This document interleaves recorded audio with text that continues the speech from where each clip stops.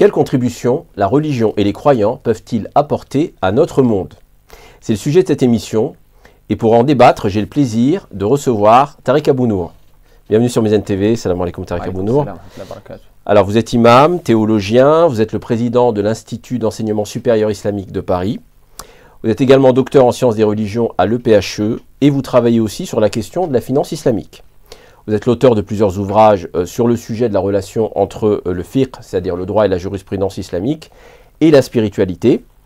Alors on va citer quelques-uns de vos ouvrages. L'essentiel sur le dernier messager aux éditions Iqara, l'imam Malik, le savant de Médine chez El-Bourak, ou encore Comprendre la finance islamique aux éditions Les Quatre Sources. J'ai également le plaisir de recevoir Hamdi Ben Aïssa. Bienvenue sur Mizan TV. Salam alaikum. Donc vous êtes conférencier, enseignant. Vous êtes le fondateur de l'Institut Hamim, qui est une plateforme de formation et d'enseignement. Vous avez également créé le mouvement Floraison, dont l'objectif, je cite, est de restaurer la qualité du lien humain et créer des ponts entre les cultures et religions, entre les générations et entre les zones urbaines et rurales. Vaste programme. Et au Canada, vous avez également lancé la fondation Roda, qui poursuit à peu près les mêmes objectifs. Alors messieurs, avant de vous donner la parole et d'introduire notre sujet, un mot tout de même sur l'arrière-plan et le premier plan de cette discussion.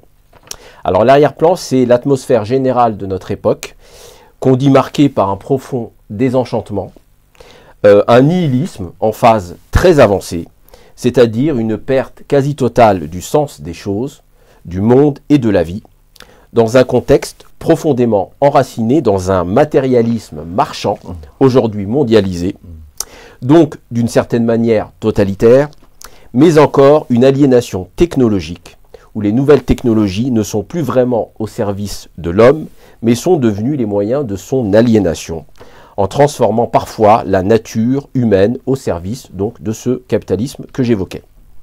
Donc ça, c'est l'arrière-plan. Il y a aussi le premier plan. Ce sont les crises, celles dont nous sommes globalement sortis, je pense au Covid-19, dans sa phase, disons, la plus dure, celle dans laquelle nous sommes actuellement plongés, les conséquences financières et énergétiques de la guerre en Ukraine, et celle qui est à la fois face à nous et devant nous, je pense au réchauffement climatique et à la destruction annoncée des équilibres écologiques. Donc dans ce tableau général, quelle contribution finalement, c'est la question et c'est le sujet de cette émission, quelle contribution la religion et les croyants peuvent-ils apporter à notre temps?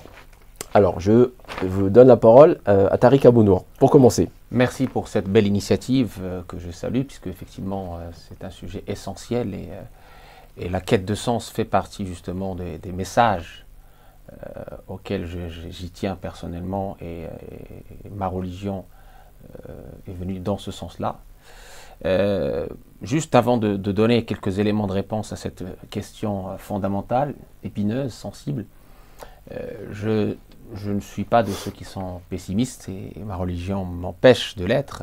Ce tableau obscur que vous avez dressé est pour moi, entre guillemets, à voir comme un tremplin et non pas comme un échec. Ça, c'est un premier point. Et aussi, le deuxième point, une nécessité pour nous de multiplier et accentuer nos efforts pour justement rendre beau notre monde, à partir du moment que nous-mêmes, nous portons cette beauté en nous.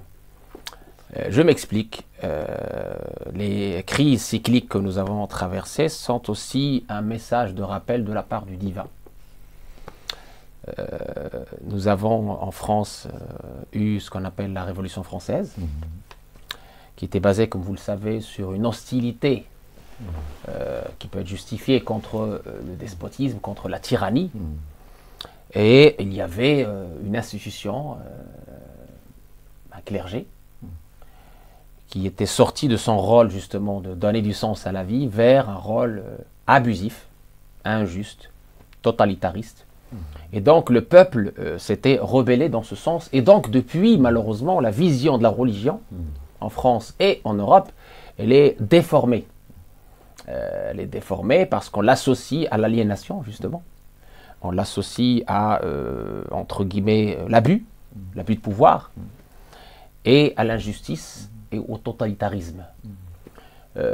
Donc, il est aisé de comprendre la posture de pas mal de médias français et occidentaux, quand il s'agit de l'islam en particulier, parce qu'on associe aussi l'islam comme religion du livre à ce totalitarisme, à ces abus.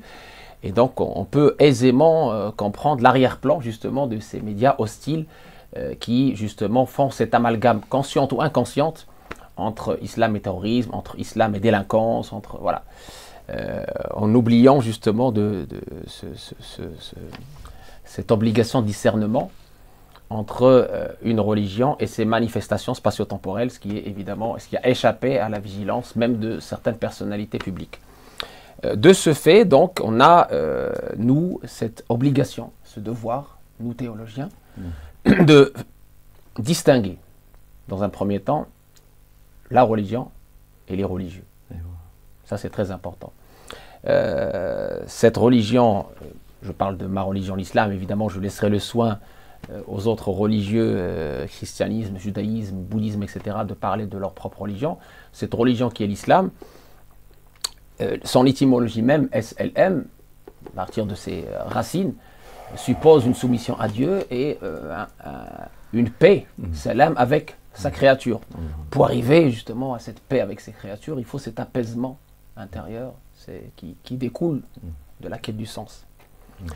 Et une chose très importante, donc le premier rapport de cette religion musulmane, comme le disait Alphonse Lamartine dans son Histoire de Turquie, qui était assez émerveillé par la civilisation ottomane de l'époque, c'est cette libération de l'humain, des jougs de la matière et des jougs de son semblable. Il dit que finalement l'islam, contrairement aux autres religions du livre, en tout cas ce qu'elles sont devenues, il a, entre guillemets, amené l'être humain à une relation directe avec son Seigneur. Il n'y a pas de confession, vous voyez, c'est-à-dire je n'ai pas besoin de quelqu'un pour m'absoudre. À partir du moment où on est dans cette liberté, dans cette libération, on se sent libre d'invoquer Dieu, matin, midi, soir, partout, de justement cette rédemption, cette capacité de rédemption qu'on a, cette libération, elle est magnifique. Et il l'a dit, Lamartine, c'est une des raisons pour laquelle il préférait la religion musulmane, parce que justement, il n'y a pas d'aliénation, il n'y a pas de rapport de force avec quelqu'un, il n'y a pas de dépendance, on se sent libre. Ça, c'est un premier point. Et lorsque on a essayé de rompre la personne avec la liberté, eh bien, il y a eu les dérives que vous voyez, l'instrumentalisation de la religion pour des fins terrestres. Ça vous semble toujours actuel, le portrait que Lamartine, la description que Lamartine... C'est le concept même de l'unicité, tawhid. C'est-à-dire que dans cet islam que nous portons, qui est l'islam, en tout cas, sur lequel tous les courants, même minoritaires, sont d'accord. Tawhid, il n'y a pas de divergence dans la notion de tawhid entre musulmans. Ça, c'est justement le Coran reprochait aux gens du livre. Ils ont pris leurs rabbins et leurs apôtres des divinités, des seigneurs en dehors de Dieu. Alors ça c'est dans le dogme, mais ce que je voulais dire, c'est vous parliez de liberté, l'islam une religion qui libère l'être humain dans son rapport à Dieu. Exactement. Est-ce que vous avez le sentiment, là je ne parle pas seulement des doctrines, parce que c'est de la mise en application et de l'effectivité de ces doctrines. Est-ce que vous avez le sentiment qu'aujourd'hui, je vois ce que vous voulez dire. On transpire une odeur de liberté dans le rapport à Dieu? Est-ce qu'aujourd'hui, l'islam tel qu'il est incarné forcément par des êtres humains, donc des musulmans, est-ce qu'on pense à ça? Est-ce qu'on se dit, tiens, on a un exemple de liberté dans le rapport à Dieu? Est-ce que vous direz ça aujourd'hui? C'est pour ça que j'ai commencé par dire, il faut discerner, séparer, distinguer l'islam des musulmans. Et je vais d'abord commencer par l'apport de la religion, avant de parler de l'apport de nos coreligionnaires, parce qu'il faut vraiment séparer les deux, parce que l'humain, dans ses faiblesses et dans ses failles, il peut effectivement, malheureusement, dévier de cet idéal qui est promis, qui est voulu, qui est prêché par la religion. Ce n'est pas le cas que de l'islam, c'est de toutes les formes de pensée, tous les systèmes de pensée sont évidemment capables de dérives, malheureusement. Donc c'est pour ça que je veux qu'on se concentre déjà sur les apports effectifs de la religion en tant que religion monothéiste qui s'inscrit dans une continuité, dans une chaîne continue de religion du livre qui vient justement pour apporter un message final qui clôt la série des prophètes et des messagers avec une force spirituelle qui commence d'abord par ce qu'on appelle Tawhid, c'est-à-dire cette libération de l'être humain des jougs de sa passion, des jougs de sa dépendance à la matière, de sa dépendance à son frère l'humain, et lui donne cette force parce qu'il a cette certitude, cette remise confiance en Dieu. Après, évidemment, les dérives du mimétisme aveugle, on le connaît, c'est-à-dire, certes, en islam, on n'a pas de clergé, oui, mais on a des savants et des référents. Ces savants et ces référents ne se substituent pas en islam à Dieu. Les chouyours, qu'on respecte pour leur savoir, pour leur spiritualité, pour leur piété, on en a tous. C'est le moyen de transmission, c'est la courroie de transmission, c'est ce qui nous permet d'être aujourd'hui ce qu'on est. D'accord ? Des gens qui réfléchissent avec un équilibre entre la spiritualité et la théologie.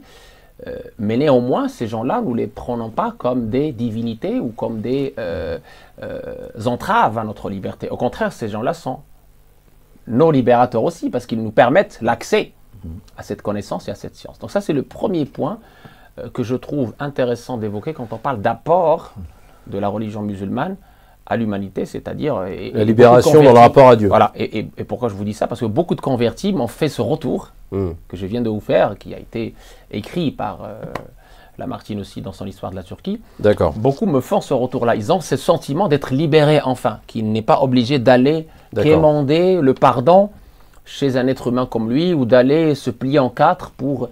Il est là avec son Seigneur, il se réveille le matin ou en pleine nuit, il demande à son Seigneur et il ressent en retour un apaisement, une libération, un épanouissement que aucun médicament et aucun psychiatre ne peut lui donner. Donc ça, c'est le premier point. Vous vouliez aborder peut-être rapidement un autre point? Voilà, mais on peut continuer...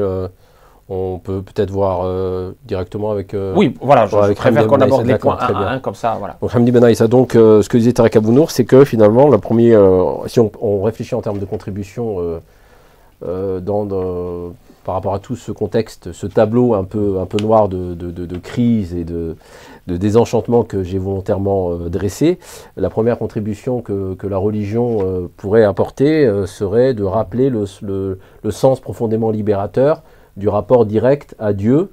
Voilà, est-ce que vous êtes d'accord et est-ce que vous pensez qu'il faut aller plus loin et voilà, comment vous voyez cette contribution, vous, cette explication de la contribution? Barakallahu fikum, alhamdulillah. Avant tout, je salue la profondeur et l'éloquence de notre interlocuteur, de Cheikh Tarek Abounour. Barakallahu fikum. Beaucoup de choses ont été très très très bien dites, et effectivement. Donc, juste revenir sur la question, l'apport de la religion. L'apport de la religion et la peur de la religion. Vous avez évoqué la peur de la religion et cette résistance. Et on n'en veut pas. On n'en veut pas. L'être humain moderne aujourd'hui n'est pas... Pour moi, la modernité n'est pas sombre, comme vous l'avez décrite aussi, parce que je vois dans la modernité et dans la postmodernité, je vois des tentatives, je vois des désirs, je vois cette innocence humaine toujours enfouie dans l'être humain, cette fitra, elle est toujours là. Je vois des gens, je vois l'être humain, toujours l'être humain, comme Dieu l'a créé avec sa fitra, je le vois à la recherche de solutions. Sauf que cet être humain, comme l'a dit mon confrère, il est traumatisé de la religion. Oui, je veux devenir meilleur, je veux me développer. Je ne suis pas content de ce matérialisme-là. Donc il n'y a pas que les religieux qui cherchent des solutions. Les solutions ne sont pas à chercher qu'au nom de la religion. D'ailleurs, la majorité qui cherche des solutions aujourd'hui ne sont pas religieux, ou ne se définissent pas comme tels. Ou même s'ils sont des religieux, lorsqu'ils veulent faire des mouvements pour apporter la paix et l'ordre et l'harmonie au monde, ils créent des mouvements laïques, pas au nom de la religion. Ce n'est pas par peur ou parce qu'on veut se cacher ou quelque chose comme ça, mais honnêtement, est-ce que le cadre religieux est le cadre idéal aujourd'hui pour apporter des solutions Je ne parle pas de la religion, le cadre religieux. Le cadre religieux, est-ce que c'est le cadre idéal aujourd'hui pour apporter des solutions aux crises du monde moderne? Vous parlez des espaces institutionnalisés, quand on dit le cadre religieux, c'est-à-dire les mosquées, oui, ça en fait partie, mais aussi les instituts, je ne sais pas. Même le cadre, lorsqu'on parle de cadre, on parle de cadre physique, Ouais. on parle de cadre rationnel, on parle de cadre sentimental et mental aussi.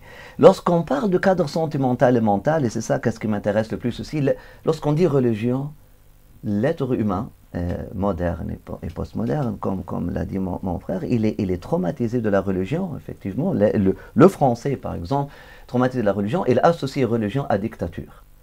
Il associe religion à « tu dois être comme ça, sinon tu perds ton salut ».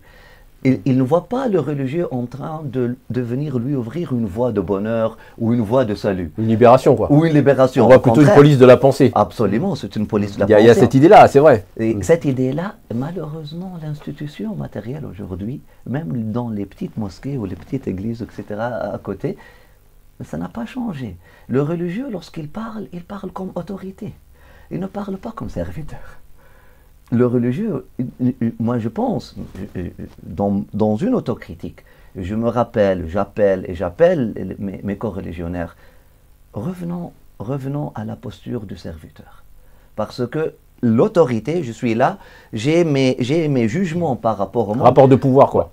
Un rapport de pouvoir intellectuel. Parce que tu peux ne pas avoir le pouvoir matériel, mais dès que tu as une seule oreille qui t'écoute, tu es une autorité et tu peux vraiment décider de sa pensée. Dès que tu as une personne qui t'admire, tu peux changer sa vie et tu peux vraiment faire des dégâts dans sa vie si tu veux, ou transformer sa vie pour le meilleur. Donc, si on reprend la posture de serviteur, vraiment, et qu'est-ce que vous pensez de ça?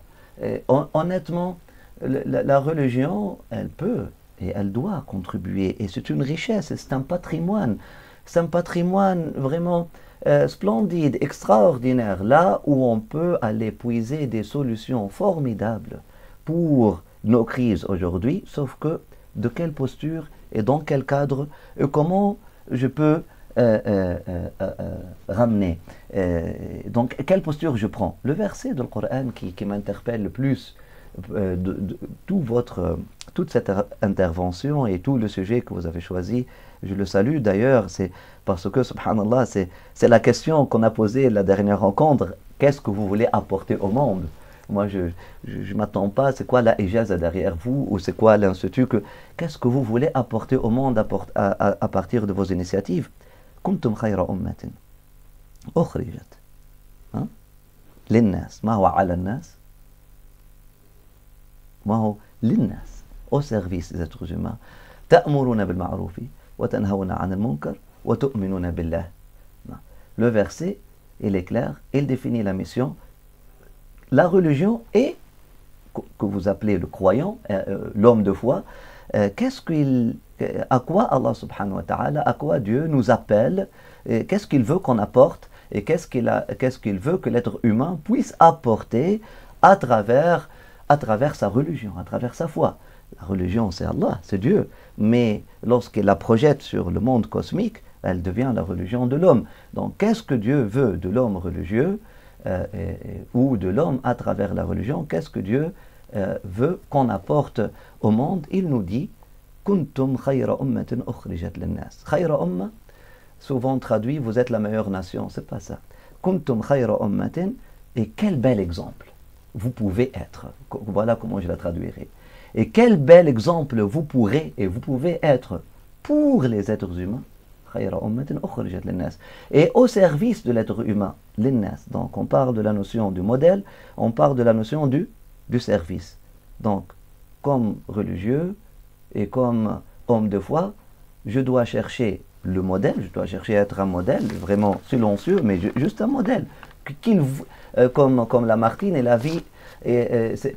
C'est pas en lisant dans un livre de Aqida qu'il a été frappé par cette libération. C'est en voyant des êtres humains qui incarnaient cette libération. Maintenant, si on les appelle à la Aqida, ok, il y a quelques convertis qui vont avoir la chance à aller étudier et effectivement, ils vont trouver une libération. Absolument. La Aqida de l'islam, c'est pas le dogme, c'est parce que c'est pas un dogme, effectivement. C'est un message, c'est une aqida libératrice parce qu'effectivement, comme l'a dit mon frère, c'est pas un dogme, c'est une fitra. Ça amène une réconciliation avec la fitra.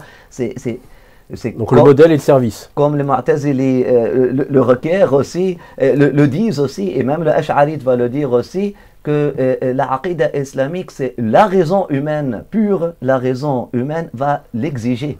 C'est pas parce qu'on a lu dans un livre que Dieu est un ou qu'on a découvert, qu'on a fini par accepter que Dieu est un. C'est quelque chose, si je suis réconcilié avec mon... Bon, donc oui, je comprends. Dans un livre de aqida, on peut trouver un message de libération, mais même Lamartine, par exemple, il a parlé de la Turquie, donc il a parlé des êtres humains, etc. Donc, on peut être des modèles porteurs qui ancrent, qui incarnent plutôt, qui sont enracinés dans cette libération-là, modèle et dans le service de. Donc, je peux être un modèle. Alors, on sert qui? Service de l'humanité, mais dans quel sens on sert l'humanité? Alors, dans quel sens? Il a dit, après, il continue. D'accord. Avant de leur enseigner le tawhid, il a dit ta'muruna bil ma'ruf. Ta'muruna bil ma'ruf. Ta'muruna bil ma'ruf, commander le bien? Non, c'est pas commander. Ta'mur, c'est recommander, c'est commander, mais aussi ta'muruna bil ma'roufi, vous faites du ma'rouf votre essence. Vous faites du ma'rouf, vous faites du bien votre chemin. Voilà. Ta'muruna bil ma'roufi, vous faites du bien. Vous incarnez, vous le vivez, quoi. Vous le mettez en pratique, quoi. Absolument, vous le vivez, vous le mettez en pratique et vous invitez les gens à ce bien-là. Ta'muruna bil ma'roufi, c'est cette notion de l'amr bil ma'rouf, nous avons besoin de la redéfinir afin d'être réconcilié avec, afin de la réconcilier avec son essence, je dirais, et avec notre temps. Donc ta'mur bil ma'rouf wa tanha 'anil munkar, c'est pas juste le sultan qui peut le faire ou la police qui non. Ta'mur bil ma'rouf, dès que le ma'rouf devient ton amr, devient ton amr, devient ton affaire. Donc le bien reconnu comme tel. Le bien reconnu comme tel. Le bien reconnu comme tel et le bien... C'est pas le bien en général, c'est le bien qui est aussi ancré dans une culture, c'est-à-dire que dont la culture reconnaît le fait que c'est un bien. Mais il y a un bien universel. On n'est pas dans le relativisme, mais il y a un bien qui est reconnu. Commençons par le bien qui est reconnu comme bien par tout le monde.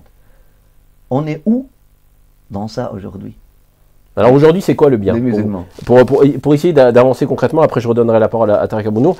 Le bien aujourd'hui, c'est quoi? Et d'ailleurs, c'est bien de commencer par le bien. Le verset que vous avez cité commence par vivre, prescrire le bien. Avant de... Voilà. Donc aujourd'hui, ce serait quoi le bien à notre époque? S'il devait y avoir une des priorités. Moi, je te dis, une des priorités, c'est ne pas surconsommer. La modestie. La modestie. Et la sobriété. Donc, vous reprenez le nom du... C'était un slogan du président Macron, ça. La sobriété heureuse. Peut-être il a volé à Pierre Rabhi. Oui. Ok, donc moi je dirais, Pierre Rabhi, c'est un exemple. Par exemple, de qu'est-ce que le religieux, de qu'est-ce que l'homme de foi puisse apporter aujourd'hui à son époque. Et qu'est-ce que la religion? Nous avons le modèle de Sayyidina Isa, de détachement. Nous avons le modèle de Sayyidina Muhammad, sallallahu alayhi wa sallam, de l'équilibre et vraiment de vraiment toujours favoriser l'autre, donner à l'autre, ne pas garder un surplus chez soi, etc. Je pense maintenant, ce sont des valeurs prioritaires qu'on doit prêcher. Il a dit ta'muruna bil ma'roufi, la chose qui est commune à tout le monde. Tanhauna 'anil munkar, le munkar, les choses que tout le monde n'aime pas. L'abus. Alors, on reviendra après, si vous voulez, on essaiera de revenir là-dessus, peut-être pour poursuivre Tariq Abounour. Donc, Hamdi Ben Aïssa rappelait finalement un petit peu je ne vais pas dire le programme ou le mot d'ordre que le Coran édicte à la communauté musulmane ou à la communauté des croyants, si on veut. Voilà, l'excellence de cette communauté ne peut advenir que si elle s'engage à vivre des valeurs de bien, à les prescrire, à les recommander, à pareillement ensuite préserver les autres de tout ce qui peut être considéré comme un mal, et donc à ce titre-là d'être croyant, de croire en Dieu, etc. Donc en restant sur cette notion de bien, Hamdi Ben Aïssa parlait de sobriété, par exemple, dans un contexte de surconsommation. Est-ce que vous pensez à d'autres valeurs ou priorités qu'aujourd'hui les croyants, les gens attachés au message religieux devraient porter? Est-ce que vous voyez des exemples? J'ai parlé d'un premier rapport qui est complètement d'ordre de la foi, d'accord? La foi qui libère, la foi qui illumine le cœur, la foi qui change votre façon de voir le monde. Au lieu de le voir d'une façon obscure, vous avez cette confiance établie avec Dieu, ce qu'on appelle tawakkul, remise confiante, mais conscience. C'est en Exactement, voilà. Et en deuxième apport, qui découle de cet apport, c'est ce que vous venez de dire, on a deux versets coraniques et un hadith que j'aimerais citer en illustration du propos avant de détailler le propos. Dans le Coran, même si l'autoréférence pour un non-musulman, ça peut créer de l'ambiguïté, mais le verset est tellement clair et on peut lui trouver aujourd'hui une manifestation spatio-temporelle. من عمل صالحا من ذكر أو أنثى وهو مؤمن فلنحيينه حياة طيبة ونجزينهم أجرهم بأحسن ما كانوا يعملون. Et l'autre verset, je traduis, celui qu'il soit homme ou femme, qu'il croit qu'il a cette foi en Dieu et qu'il œuvre en conséquence de cette foi dans le bien. Alors on lui promet, c'est la promesse divine, on lui promet ici-bas une vie agréable, paisible. Et dans l'au-delà, on le récompensera du meilleur de ce qu'il faisait. L'autre verset qui est un peu, entre guillemets, qui donne une espèce de mise en garde, est celui qui néglige, qui est insouciant, qui ne veut pas me reconnaître, qui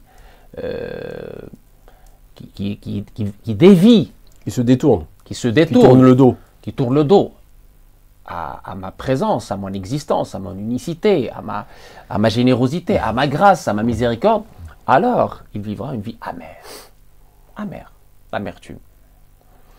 Un exemple précis, il y avait un groupe de collègues non musulmans qui sont partis dans un village paumé, au milieu de nulle part, dans le monde musulman. Ce village, il n'y avait pas d'eau potable, il n'y avait pas d'électricité. Les gens étaient analphabètes, ils ne savaient rien. Ils vivaient heureux, apaisés, libres. Ils avaient le sourire jusque-là. Et mes amis, quand ils sont revenus dans leur confort matériel, dans leurs excès, ils m'ont dit, mais comment ils font? Ils ont posé une question incroyable. Mais comment ils font? Moi déjà, juste passer la nuit à la belle étoile, moi ça m'effrayait, j'étais inquiet par rapport aux petites bestioles, etc. Donc ces maladies de l'époque, l'angoisse, l'amertume, la dépression, il faut qu'on revoie notre façon de les traiter. Je pense que prendre des somnifères chaque nuit, ça a ses limites, d'accord, pour pouvoir dormir. Guérir la dépression avec plein de médicaments de tout genre, etc., je pense que ça a des limites aussi. Je ne dis pas qu'il ne faut pas se soigner, au contraire. Mais je dis que, tout simplement, parmi les conséquences de cette libération, de cette remise confiante en Dieu, de cet apaisement, de cette science gustative qu'on appelle la foi, cette lumière, c'est ce bonheur tout intérieur, qui n'a pas de prix, qui ne s'explique pas par les mots, par le verbe. Et ça, tu le goûtes ou tu ne le goûtes pas, tu l'as ou tu ne l'as pas. Et pourtant, dans le verset qui avait été évoqué, la foi, elle arrivait qu'en troisième position. C'est-à-dire, il y avait d'abord, comme recommandation, de faire le bien, de détourner les gens du mal, et ensuite de croire en Dieu. Je te réponds. Alors que là, dans ce que vous dites, on a l'impression que c'est pour faire le bien, il faut d'abord avoir un apaisement en soi pour pouvoir faire le bien. Les mathématiciens comprendront, il y a une relation bijective.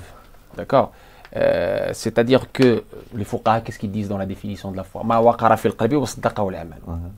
C'est une croyance qui est enfuie dans le cœur, donc qui ne s'explique pas. C'est une science gustative, c'est une lumière dans le cœur, mais qui est confirmée par tes bonnes actions. C'est-à-dire ton impact autour de toi. Et il y a un hadith aussi que je voulais citer comme autoréférence à ce sujet. La yuminu ahadukum hatta yuhibba li akhihi ma yuhibbu li nafsihi. Je traduis, nul n'est véritablement croyant, c'est un hadith du prophète, du dernier messager qui a été envoyé pour parfaire la noblesse du comportement, que le Coran a qualifié de miséricorde envoyée aux univers, et non pas seulement aux musulmans. Il nous dit comme message structurant, essentiel, qui transcende le temps et l'espace, et qui est toujours magnifique quand je l'entends, et même quand je le dis à des personnes qui ne croient même pas, ils sont agréablement surpris, agréablement... ils le reçoivent d'une façon ébahie à chaque fois. Nul n'est véritablement croyant s'il n'aime pas pour son prochain ce qu'il aime pour lui-même. Ça, c'est un élément qui est présent dans toutes les traditions religieuses, cette idée de ne fais pas à autrui ce que tu ne voudrais pas qu'on te fasse. Là, c'est même mieux. Voilà. Là, voilà. Oui. Il y a plusieurs variantes. Nul n'est véritablement croyant. Oui. Vous voyez, il faut méditer dans ce hadith. Il faut vraiment méditer dans cette parole extraordinaire. Nul n'est véritablement croyant, c'est-à-dire la perfection de la foi est touchée là. La foi est touchée. Si tu n'aimes pas pour ton prochain, tu n'aimes pas pour ton prochain ce que tu aimes pour toi-même. Moi, j'aimerais pour moi-même le bonheur. Donc je dois aimer pour mon prochain le bonheur. Moi, je n'aimerais pas qu'on m'agresse, donc je ne peux pas agresser, etc. Donc on peut la décliner pour justement vulgariser cette notion de bien. Et pourquoi, parmi les conséquences de la foi, c'est justement ce bien que tu aimes pour ton prochain sincèrement. Donc il n'y a pas... Et donc ça revient à une notion très importante, qui est la troisième composante de la mission des prophètes et du dernier messager, sallallahu alayhi wa sallam. Il a été envoyé, Hikmata, le livre, la sagesse, c'est dans le Coran, dans plusieurs versets, on nous dit qu'il a été envoyé pour trois composantes essentielles et indissociables, trois éléments indissociables, le livre, donc, qui s'adresse à la fois au aql, c'est-à-dire à la raison et à l'esprit. C'est un ensemble de versets, mais qui, évidemment, dans l'exégèse, les savants détiennent cette exégèse, c'est très important aussi de bien le comprendre. Le livre, la sagesse, que les Mufassirin expliquent comme la sunna, mais pas que, elle n'est pas juste restreinte à la sunna. La sunna est toute sagesse, puisque dans un autre verset, celui qui détient la sagesse détient un bien immense. Il a appelé bien. Et la sagesse, c'est le bien du croyant, et là où elle se trouve. On peut aller très loin dans cette notion de sagesse, mais surtout là, là où je veux en venir, les purifier. La purification. La purification, c'est sortir l'humain de sa nature argileuse, donc de cette passion qui le dévore, de ses penchants et ses insufflations de son âme charnelle et de Satan, qui sont ses deux ennemis invisibles et entre guillemets puissants, dans le sens où ils sont, surtout l'âme charnelle, elle est là avec toi tout le temps, que tu sois, même dans la prière, elle est là, l'âme charnelle, contrairement à Satan qui s'éloigne. Là, je parle d'une vision d'un croyant déjà. Donc, ces deux ennemis invisibles, pour les vaincre, et donc se détacher de cette nature argileuse, de cette nature qui pousse vers le bas, de se libérer de ces insufflations malsaines, eh bien, qu'est-ce qui se passe? On évolue d'une âme charnelle, instigatrice du mal, ammara, selon le jargon coranique, vers une âme qui blâme, le wama, vers une âme pacifiée. Cette pacification de l'âme, ce qu'on appelle dans l'islam ihsan, l'excellence, ou autrement dit, el jihad akbar, le grand jihad, ou autrement dit tazkiya, selon toujours le terme coranique, la purification, c'est un atout majeur de l'islam. Cette spiritualité tazkiya, pourquoi? Parce que c'est la conséquence de ta foi, c'est la conséquence de la pratique du bien, et en fruit magnifique, tu vas justement te détacher de ces mauvais penchants, la jalousie, la haine, ces maladies qu'on appelle carrément des maladies du cœur. Dans un verset, Allah interdit les turpitudes tant ce qui est apparent que ce qui est caché. Donc ces maladies intérieures qui souillent le cœur, qui voilent la vue, et donc tu ne vois que le matériel, tu ne vois pas derrière le matériel, tu ne vois pas le bien comme étant bien, tu es poussé par ta passion vers des actes qui sont regrettables, parce que tu as souiller cette pureté qu'on appelle la fitra, la nature primordiale, par tes abus, en négligeant ta part de lumière, parce que Dieu a insufflé dans cette argile de sa lumière. Et donc, pour revenir à cette lumière essentielle, cette purification tazkiya, qui est l'apport majeur de l'islam, grâce à la mission du prophète, comme je vous dis. Mais alors ça passe par l'adoption de l'islam. Et là, pour revenir sur la problématique, la question centrale de cette émission, finalement, c'est quelle contribution la religion peut apporter à l'humain, à l'être humain en général, à l'époque. Donc, une purification, finalement, un détachement. Oui, une purification de ces bas instincts. Voilà, donc ça veut dire que finalement, on doit y passer avant d'avoir un discours ou une proposition extérieure. Il faut revenir vers quelque chose de plus intérieur, parce que cette purification, elle implique des actes rituels, elle implique, il y a des modalités. Pas nécessairement. Alors pas nécessairement. Elle n'implique pas des actes rituels nécessairement. Juste, donc, je reviens au verset, si vous le permettez. Parce que j'insiste que dans ce verset-là, il y a un ordre de priorité. Il y a un ordre de priorité par rapport à nous, bien que les choses sont, bien sûr, les choses sont interreliées, et l'homme de foi intègre, il va bien sûr voir le bien et inciter les gens à faire le bien, voir le mal comme tel et s'empêcher et essayer de détourner les gens de faire le mal. Et yu'minu billah en troisième, yu'minu billah, c'est-à-dire il croit en Dieu, mais c'est beaucoup plus que ça. C'est beaucoup plus que ça. Il met sa confiance. Il m'a dit, mon frère, il tawakkal ala Allah. Il place toute sa confiance en Allah subhanahu wa ta'ala. Fahuwa ya'man billah. Donc, il se sent en sécurité et avec Allah. Allah, c'est son assurance. Allah, c'est sa base, c'est son fondement. Yu'man billah. Je reviens sur... Donc, oui, parmi le ma'rouf, la tazkiya, c'est la tête de le ma'rouf. Et j'insiste que les valeurs humaines, les vertus humaines, l'élévation de l'âme humaine, ça c'est quelque chose de ma'rouf. C'est connu. Lorsqu'on dit ma'rouf, c'est connu et c'est reconnu. La preuve en est. Et il n'y a pas une seule tradition religieuse au monde qui n'a pas la voie de l'élévation de l'âme. Il n'y a pas une seule religion qui ne prêche pas l'élévation de l'âme. L'élévation de l'âme, elle est là. C'est parce que c'est ça la tête de tout le ma'rouf. Hada al-ma'rouf. Il y a des gens qui, dans l'exégèse... C'est quoi aujourd'hui l'élévation de l'âme pour vous? Où vous voyez l'élévation de l'âme à notre époque aujourd'hui? L'élévation de l'âme, dans un langage contemporain, c'est ne pas être égocentrique et c'est ne pas être égoïste. Voilà. Ah bah alors là, vous avez exclu beaucoup de gens. Ah oui, c'est un travail. C'est un travail. C'est du boulot, comme dit sur nous-mêmes. Joël. C'est du boulot. Il y a du boulot à faire. Il y a du boulot à faire sur nous. Mais bien sûr, c'est le et là, lorsque tu dis égocentrisme et égoïsme, même les ingénieurs de développement personnel qui, je reviens, qui peuvent être résistants, n'apportent pas la religion. Moi, comme être humain, je vois que l'être humain souffre, je vois que l'humanité souffre, je veux apporter un apport, mais ne me dis pas au nom de la religion, parce que c'est un terrain glissant et c'est un cadre dangereux, la religion. Je peux sympathiser avec leur peur et leur crainte, et je peux même leur donner raison. Même eux, il y a des œuvres, il y a des livres qui parlent comment combattre l'égocentrisme, comment combattre l'égoïsme, comment aimer pour l'autre ce qu'on aime pour soi-même, pour atteindre ce bonheur, comment se détacher, comment atteindre cette sobriété, etc. etc. Donc l'élévation de l'âme humaine, moi je dis, c'est une vertu, c'est un patrimoine universel qui dépasse la religion dans sa définition institutionnelle.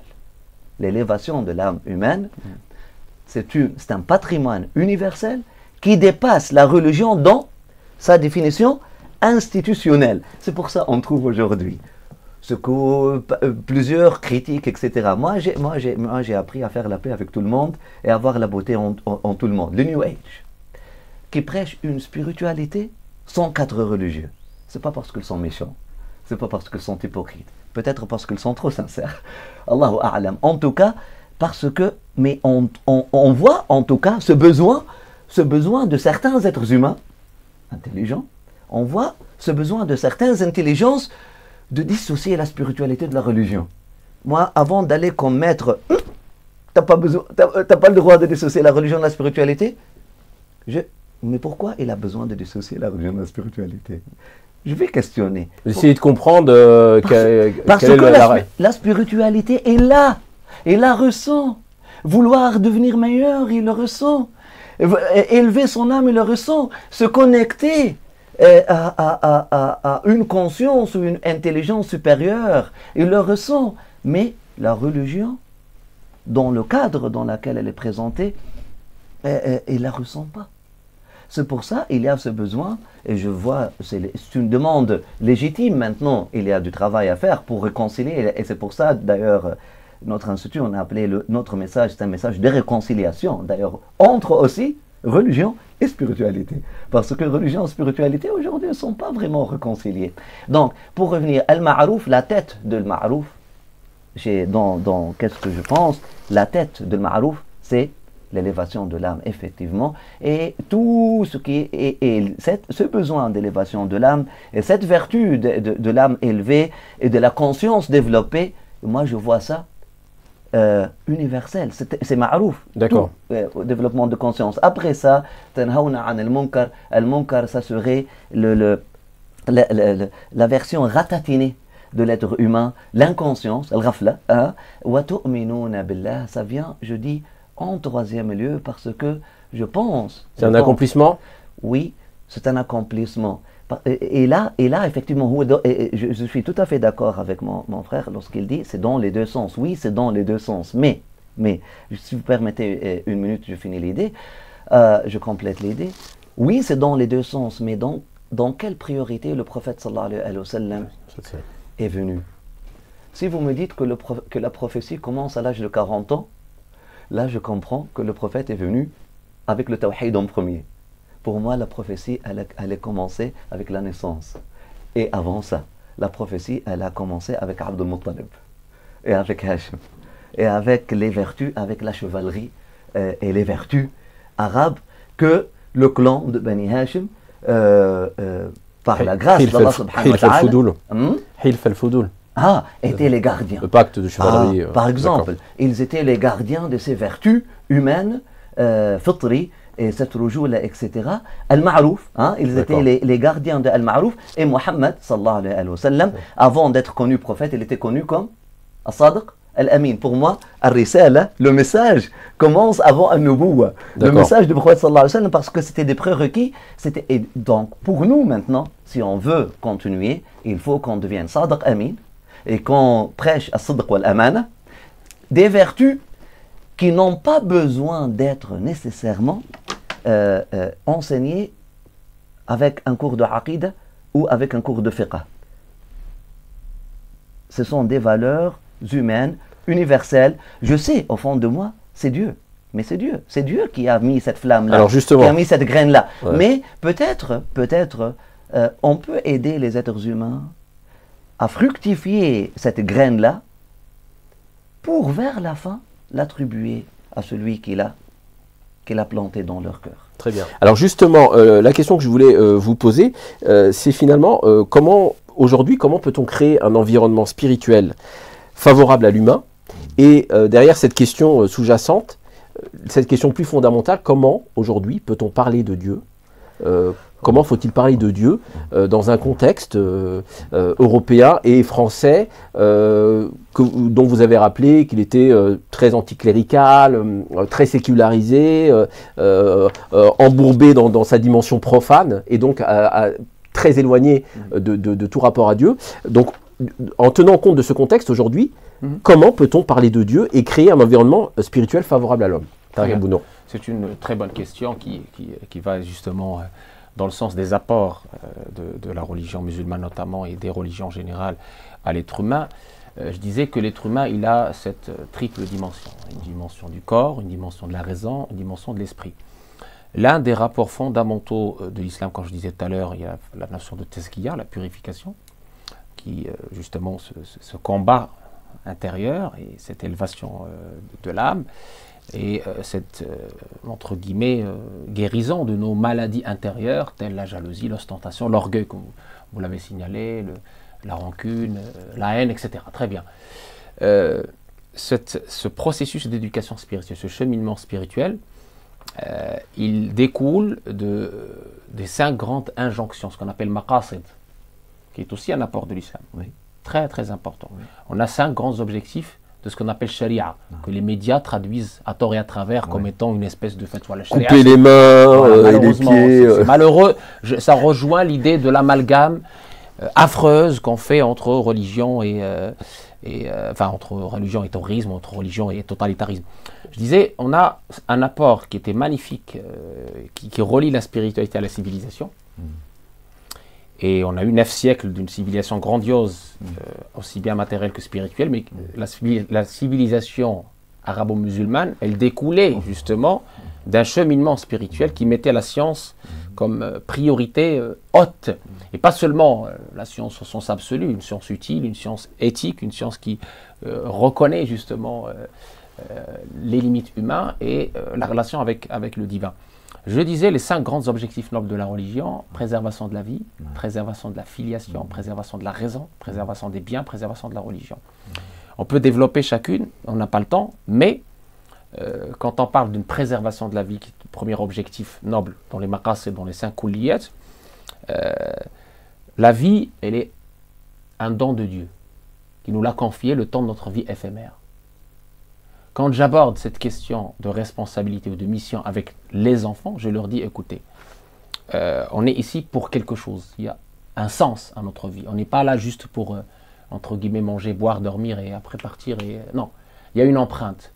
Quand on pense objectif noble de la religion, maqasid sharia, quand je développe la préservation de la vie, je disais, Dieu nous a donné don de cette vie. Il nous a confié ce corps, d'où la relativité de la liberté, pour notre vie éphémère, et après on va restituer ce dépôt à son propriétaire réel, et il va nous juger entre guillemets sur ce qu'on a fait de bien ou pas bien de ce corps, de ses mains, de cette langue, de cette raison, de ce...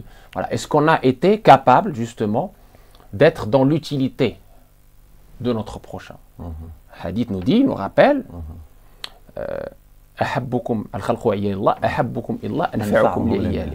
c'est-à-dire celui qui est le plus aimé à Dieu, c'est celui qui est le plus utile à ses créatures. Il n'a pas dit utile aux musulmans ou aux non-musulmans, aux créatures. Il n'a pas dit aux humains, aux créatures. Même le hadith nous dit qu'une prostituée d'Ibn Israël est entrée en paradis parce qu'elle a donné à boire à un chien. Vous voyez, donc toutes les créatures, il n'y a pas de... Et donc, la réponse à votre question, elle est très simple. À partir du moment où on a compris ce que je viens de dire, c'est-à-dire ces grands objectifs, les finalités, c'est-à-dire que finalement, on ne voit pas la religion comme un ensemble de contraintes. Fais pas ci, fais pas ça. Non. Donc la préservation de la vie, voilà, de la raison, des biens. Ouais.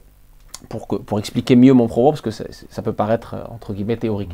J'ai parlé de la préservation de la vie, qui est un point évidemment important chez toutes les religions, et notamment la religion musulmane. Je disais, cette notion de corps qu'on a, on ne peut pas faire ce qu'on veut. Hein. Il faut préserver ce corps, parce que demain, tu vas le restituer à son unique propriétaire. La raison, quand on parle d'interdiction d'alcool ou de drogue, ou de cigarettes, c'est pas pour contraindre la liberté personnelle, ou pour vous créer de la gêne. C'est tout le contraire. C'est tout le contraire. C'est pour préserver votre raison, préserver votre capacité à discerner, préserver votre force. Vous voyez, préservation de la filiation. Quand on parle du mariage, préservation de la filiation, ça permet à l'enfant d'avoir un cadre idéal, un cadre sain, serein. Vous voyez, l'institution du mariage qu'on a dans toutes les religions, préservation de la filiation, préservation des biens. Propriété privée. Propriété privée. Donc la femme en islam, par exemple, quand elle se marie, elle ne perd pas sa propriété. C'est pour ça qu'on a le mariage en régime séparé. Elle ne perd pas son nom, parce qu'il y a la préservation de la filiation. Elle doit garder son nom, etc. Vous voyez des exemples. D'accord. De libération, encore une fois.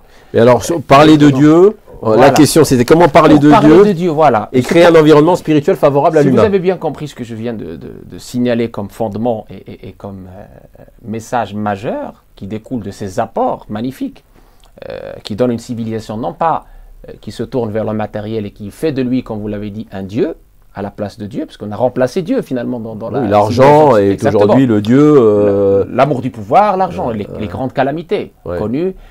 Al-Ghazali a fait cette réconciliation entre le spirituel et le temporel dans son ihya, dans sa réflexion. Il a parlé, il avait vu à son époque déjà ce traumatisme contre le cadre, contre l'institution. Il l'avait vu dans le Nizamiya quand il avait le pouvoir, lui, l'autorité. À l'époque, l'autorité c'était énorme, c'était presque du totalitarisme. Et quand il a écrit l'Ihya, il venait entre guillemets, lui-même, de sortir d'une grande crise qu'il a touchée intérieurement. Ouais. Et il n'a trouvé le refuge que dans la spiritualité. Et il a développé dans son ihya, revivification, pour justement donner les lettres de noblesse à l'islam. Et revenir à l'islam de base, pur, qui ne va pas négliger, mettre de côté la spiritualité. Au contraire, il va la mettre au cœur de la pratique, au cœur de la communication. Donc votre question, sa réponse elle est très simple. Si vous voulez réconcilier les hommes avec leur créateur, si vous voulez que la créature aime son créateur pour pouvoir l'adorer convenablement, parce qu'on ne peut pas adorer ce qu'on ne connaît pas. On ne peut pas se soumettre, entre guillemets, le mot soumission, parce qu'il est parfois perçu péjorativement. On ne peut pas entrer en harmonie avec celui qu'on ne connaît pas, et de plus on n'aime pas, parce qu'on ne le connaît pas, ou parce qu'on a une version galvaudée de la divinité. Oui, le Dieu punisseur, le Dieu en colère, etc. Donc il faut d'abord réconcilier les gens avec la spiritualité. Ne pas séparer la spiritualité de la religion. Les gens aujourd'hui dans les institutions que vous avez citées, malheureusement, ils présentent l'islam comme un ensemble d'ordres. Tu coches une case, tu coches cette case, tu as un kit du musulman, l'habit, voilà, tu dois t'habiller comme ça, tu dois dire comme ça, tu dois faire comme ça. C'est comme si c'était une forme sans fond. Et ça, pour moi, ça ne donne pas, et je termine, ça ne donne pas évidemment l'effet escompté de la da'wa, de l'appel à Dieu, parce qu'on est des juges et non des témoins, des témoins et non des juges, des témoins et non des juges. Très important aussi, cette vision de la beauté incarnée pour le prophète.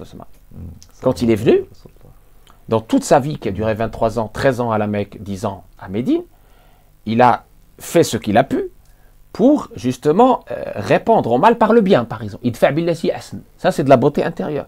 Ça a marqué ses contemporains au point que la conquête pacifique de la Mecque, il a dit « vous êtes libres ». Donc, ses pires ennemis qui avaient tué son oncle, qu'est-ce qu'il a offert à ses ennemis? Il répond au mal par ce qu'il y a de meilleur. Il leur a offert le pardon, il leur a offert...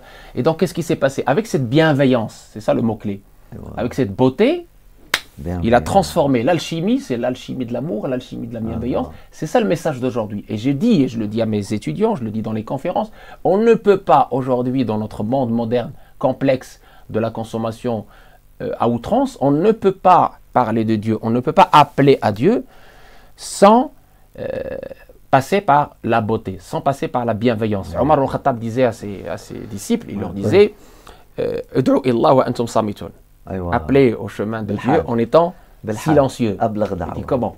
Il dit comment? Mais tu nous dis quelque chose qu'on ne comprend pas, Amir al-Mu'minin. Il dit avec votre comportement.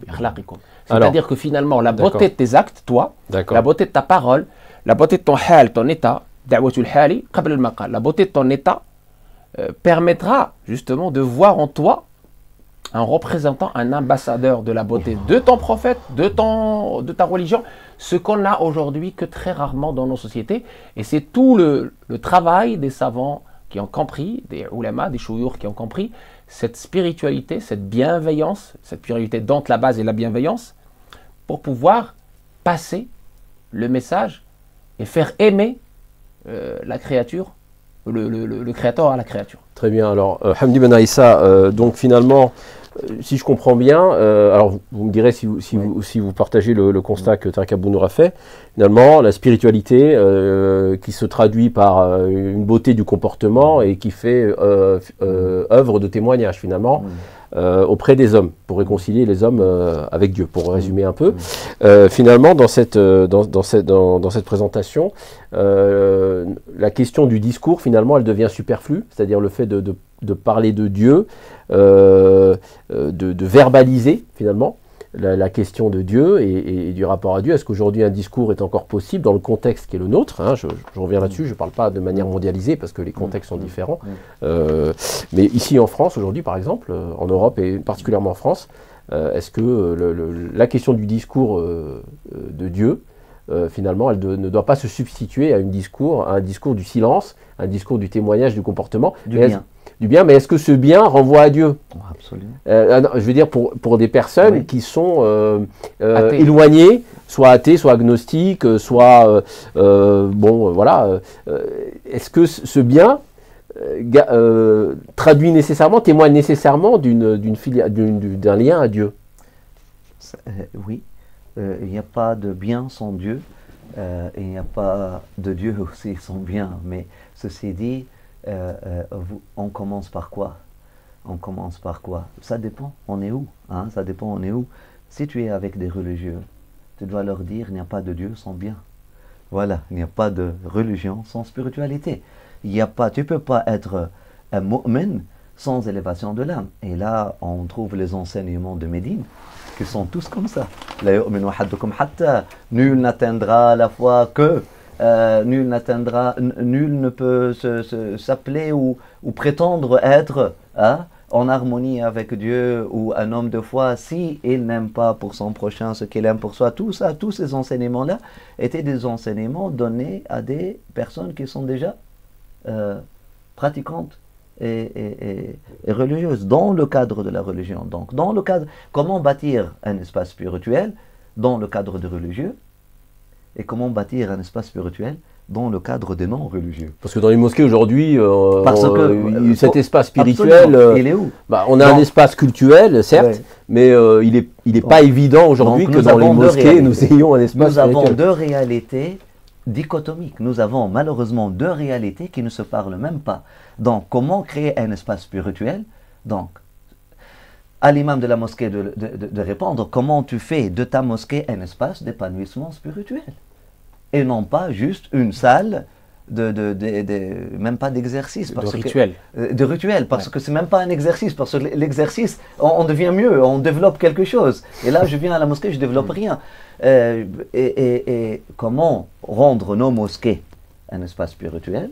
Et là, c'est une question, effectivement, et la réponse, ce que mon confrère, elle venait d'expliquer tout à l'heure, et il faut ramener la science de la tazkiya, c'est un nécessaire, avant même de leur enseigner les fiqh, et le fiqh de le fiqh, c'est comment élever son âme et comprendre le pourquoi de cette religion-là. Donc, il n'y a pas de Dieu sans bien. Donc, on doit aller aux gens qui ont cette prétention, alladhina amanu, ou qui pensent être croyants, ou qui sont croyants, qui croient.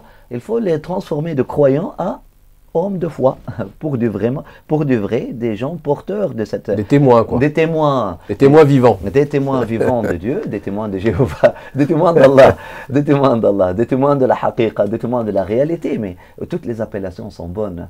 Subhanallah, des témoins, oui, des témoins de Jéhovah, des témoins afin que les gens, lorsqu'ils te voient, ils disent, Yahuwada, voilà, Dieu est là. Alléluia, Dieu est là, je le vois dans cette concrétisation. C'est une manifestation de la grâce, du message divin, quoi, qui transforme finalement, qui doit transformer l'homme. De la rahma de Dieu, absolument. D'ailleurs, maintenant, nous, aujourd'hui, lorsqu'on est touché par un acte de générosité d'une personne, on se sent rahmat Rabbi, on dit rahmat Rabbi mawjouda. Dieu est toujours là avec nous, la grâce de Dieu, elle est toujours là lorsqu'on va. En tout cas, donc ça.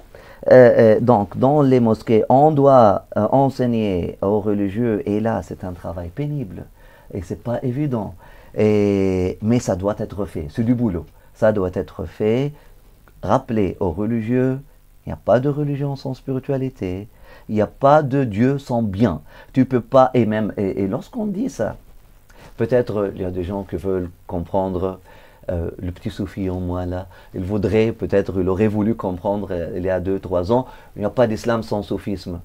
Non. Les soufis ont besoin de ce discours. Il n'y a pas de Dieu sans l'agir spirituel. Même les soufis ont besoin donc de comprendre ça aujourd'hui. Il n'y a pas de Dieu sans bien.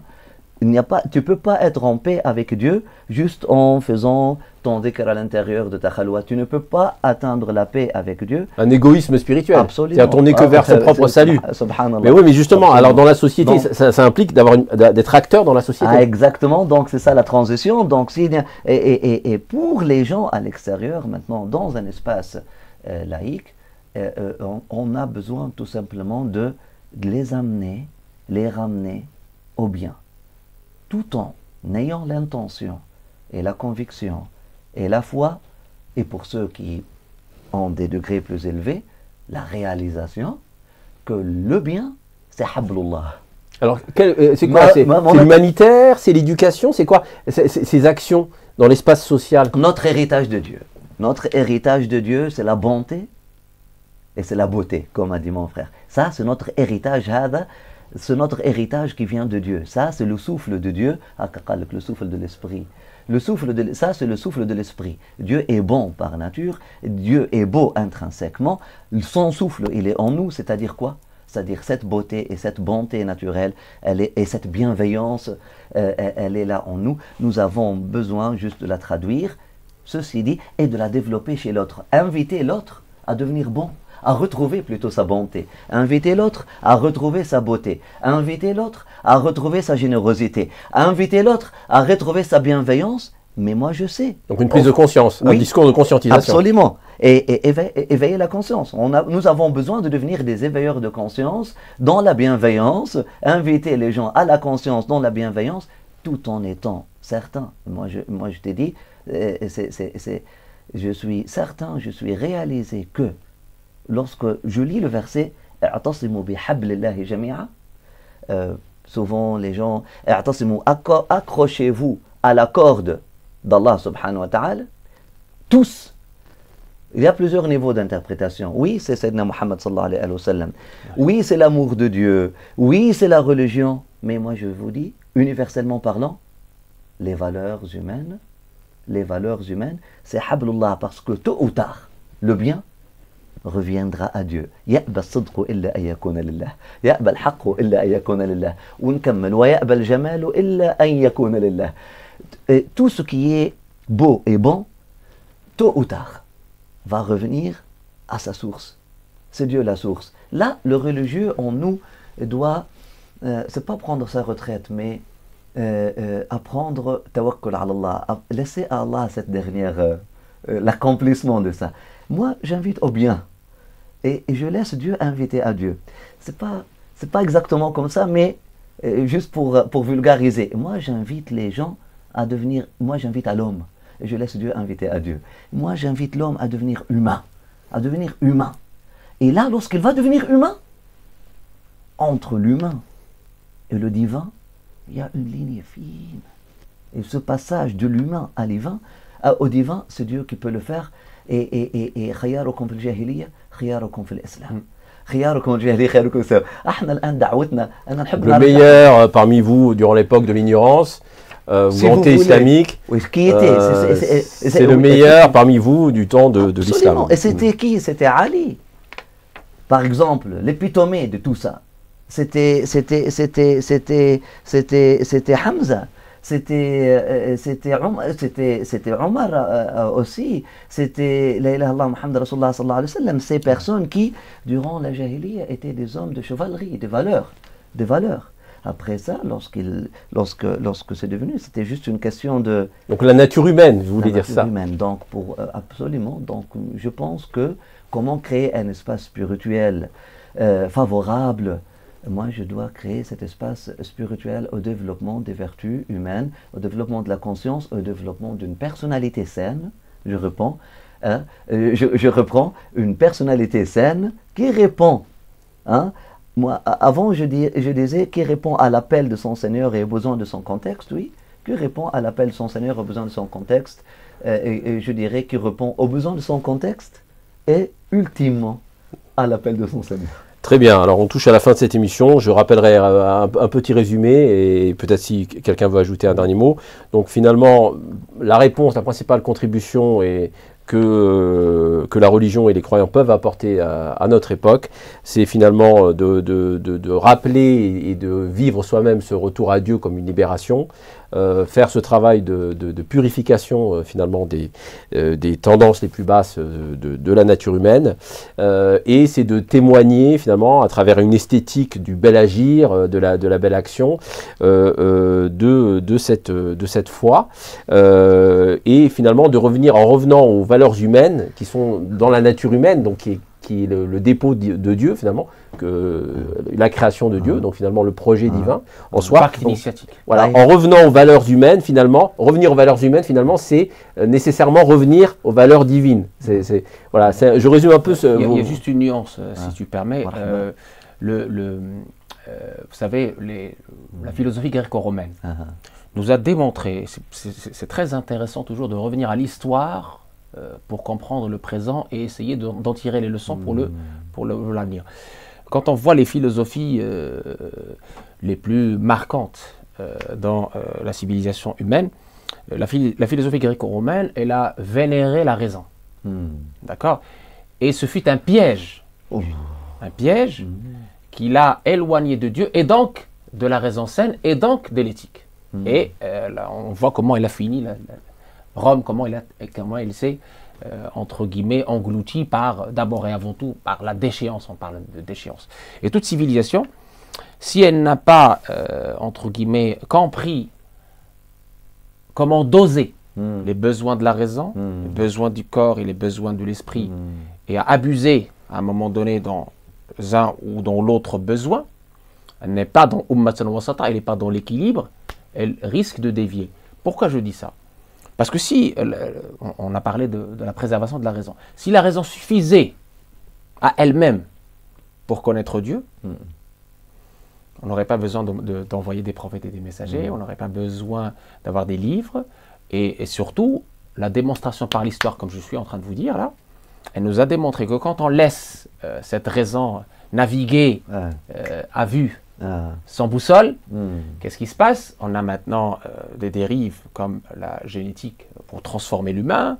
Je ne vois pas en quoi c'est utile. Elle est déraisonnable. Cette modernité, exactement, elle est déraisonnable. Science sans conscience n'est qu'une de l'âme, pour citer Rabelais. Ça c'est très important. Et pour terminer, il y a une subtilité auquel évidemment, je pense que même les non-religieux vont nous rejoindre.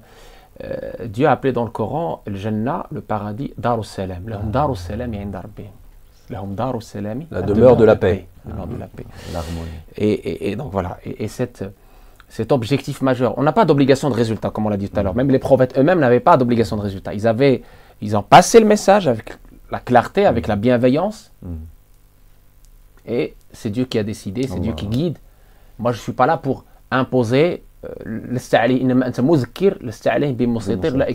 n'es là que pour faire le rappel, tu n'es pas un dominateur. Donc, l'obligation de résultat, on ne l'a pas. Ça, c'est très important à comprendre parce que notre appel à Dieu, ce n'est pas du prosélytisme. C'est une très... Alors, c'est quoi le prosélytisme pour vous? Le prosélytisme, c'est le fait d'essayer de convaincre. D'imposer. Non, pas d'imposer. De vouloir convaincre à tout prix, de vouloir être... De vouloir convaincre, mais pas forcément imposer.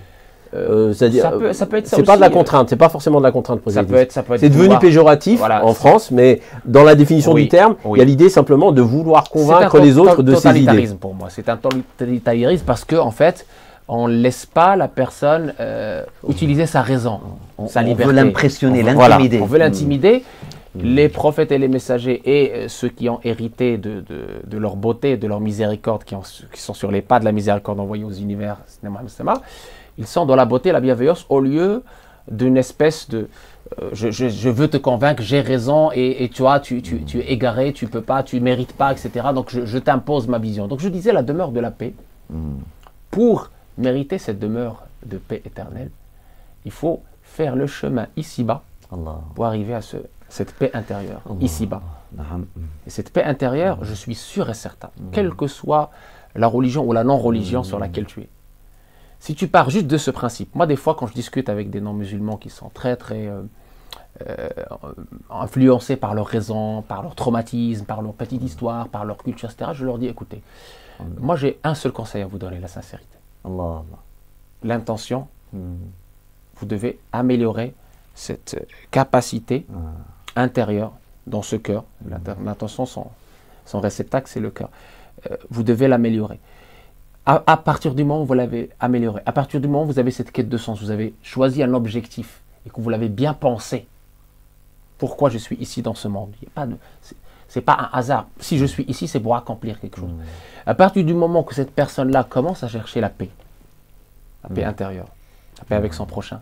Parce que la paix intérieure passe aussi avec la paix extérieure, la paix avec ses parents, peut-être qu'il y avait un conflit avec ses voisins, avec ses amis, etc., avec ceux qui n'ont pas le même référentiel que lui, les détracteurs, ceux qui lui sont hostiles. À partir du moment que tu as développé cette paix intérieure, sûrement et certainement, pour moi en tout cas, tu arriveras à un moment donné à cette connexion avec le divin qui s'est appelé lui-même Salam, paix. Alors ce sera au-delà des noms. Au-delà des noms. Au-delà des noms. Salam. Et ben ce sera le mot de la fin. Le paradis de la gnose avant le paradis matériel. Merci. Si je peux juste. Alors vraiment très rapidement, très bref. La nuance, j'aime beaucoup la nuance. Effectivement, si on se fie à la raison, elle ne peut pas nous amener à cette demeure de la paix, car elle est un outil parmi d'autres, parmi les outils de l'intelligence. Moi, je change raison par intelligence. Oui, les gréco-romains, ils se sont consacrés à la raison et peut-être sacralisé la raison et donné à la raison, mais au dépend des autres formes d'intelligence humaine. L'intelligence rationnelle, une intelligence parmi d'autres. Il a l'intelligence sentimentale, il a l'intelligence émotionnelle, il a l'intelligence spirituelle qui englobe le tout. Donc peut-être, lorsque tout à l'heure on parlait d'inviter les gens au ma'rouf, c'est pas juste le ma'rouf par la raison humaine. Le ma'rouf, qu'est-ce qui est reconnu et qu'est-ce qui peut être lu par l'intelligence spirituelle universelle de n'importe qui fait un petit effort sur soi ou qui commence à déchiffrer le monde de la spiritualité. Il va dire ah, ça c'est beau, ça c'est bien, etc. Ces vertus-là. Donc oui, on peut retrouver Dieu à travers l'intelligence, pas juste la raison, l'intelligence comme un tout, l'intelligence humaine. Merci. Je pense qu'il faut faire une conférence sur la question du aql, c'est-à-dire l'intelligence soutenue ou l'intelligence brute et brutale et sauvage. Eh bien, peut-être on aura l'occasion de l'organiser. Merci beaucoup Hamdi Ben Aissa, Tarek Abounour, merci d'avoir participé à cette émission. Merci à nos auditeurs et à nos téléspectateurs de nous avoir suivis. Et je vous dis à très bientôt pour une prochaine émission sur Mizan TV.